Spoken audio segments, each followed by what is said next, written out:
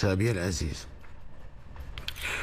تعرف جيدا أنني لن أكون راضيا مهما بلغ مستوى التنمية الاقتصادية والبنية التحتية إذا لم تساهم بشكل ملموس في تحسين ظروف عيش المواطنين من كل الفئات الاجتماعية وفي جميع المناطق والجهات.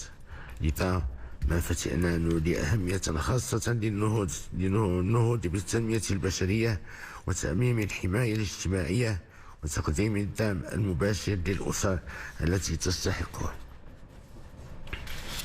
وقد أبانت نتائج الإحصاء العام للسكان سنة 2024 عن مجموعة من التحولات الديمغرافية والاجتماعية والمجالية التي ينبغي أخذها بعين الاعتبار في إعداد وتنفيذ السياسات العمومية.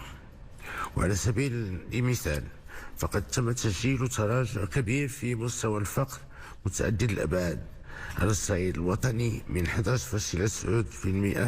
سنة 2014 إلى 6.8% سنة 2024.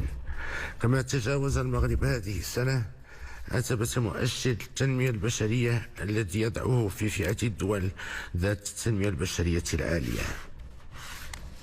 غير أنه مع الأسف ما تزال هناك بعض المناطق لا سيما بالعالم القروي تعاني من مظاهر الفقر والهشاشة بسبب النقص في البنيات التحتية والمرافق الأساسية، وهو ما لا يتماشى مع تصورنا للمغرب اليوم ولا مع جهودنا في سبيل تعزيز التنمية الاجتماعية وتحقيق العدالة المجالية. فلا مكان اليوم ولا غدا لمغرب يسير بسرعتين.